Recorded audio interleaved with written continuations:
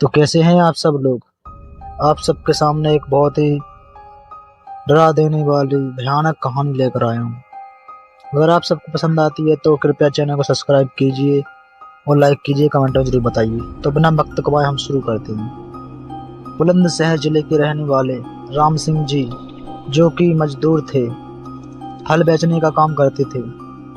जहाँ राम सिंह जी रहा करते थे, वहीं पड़ोस में एक महिला अक्सर बहुत बीमार रहती थी, जो कि रिश्ते में राम सिंह के बड़े भाई के बेटे की पत्नी थी, जिसका नाम कमलेश था।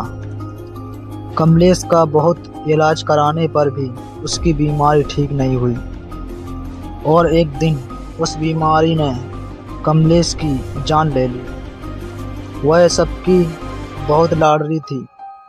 अक्सर सबके प्यारे इंसान दुनिया से जल्दी चले जाते हैं। जब कमलेश के अंतिम संस्कार की तैयारी चल रही थी, तब राम सिंह जी ने कमलेश की नाक से नथनी, जिसको लौंग भी कहते हैं, उतार ली और अपने पास रख ली।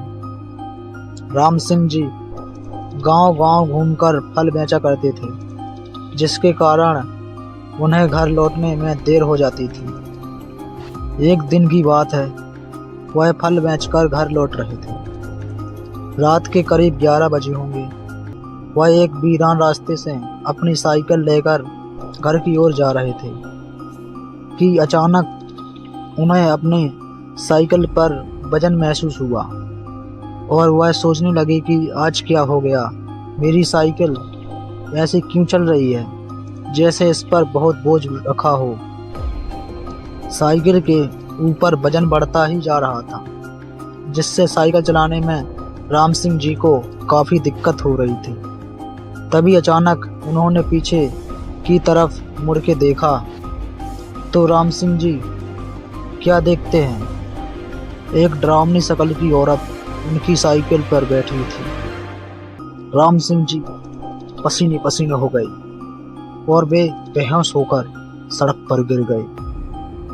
उसी रास्ते से 2-3 लोग जा रहे थे। उनमें से एक राम सिंह जी को जानता था।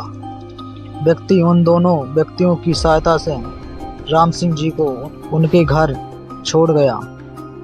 सुबह राम सिंह जी की आंख खुली और रात की घटना से वह बहुत डर गए थे, इसलिए वह 4-5 दिन तक फल बेचने नहीं गए। घर में उनकी पत्नी और बच्चे पूछते कि क्या हुआ, आप काम करने क्यों नहीं जाते। राम सिंह जी सोचने लगे कि अगर मैंने वो घटना इन लोगों को बताई तो यह मुझे समझेंगे कि ये पागल है, या मुझे निकम्मा समझेंगे कि काम ना करने का अच्छा बहाना निकाला। गरीब आदमी अगर काम ना करेगा तो खाएगा क्या। सोचकर 4-5 दिन के बाद राम सिंह जी अपने काम पर जाने लगे। पहले की तरह गांव-गांव जाकर फल बेचने लगे।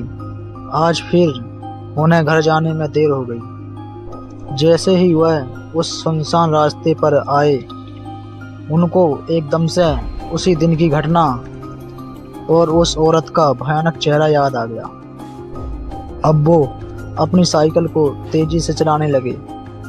तेजी से चलती साइकिल की रफ्तार अचानक धीमी हो गई।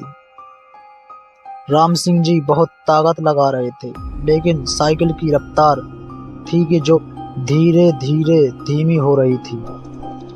अब उन्हें यह यकीन हो गया कि हो ना हो उस दिन वाली चीज ही मेरी साइकिल को रोक रही है।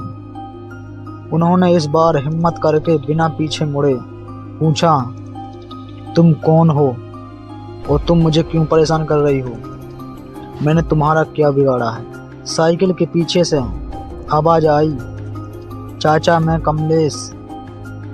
राम सिंह जी ने पूछा, कौन कमलेश और मुझसे क्या चाहती हो? तो उसने कहा, चाचा मैं कमलेश हूँ, आपके भाई के बेटे की पत्नी।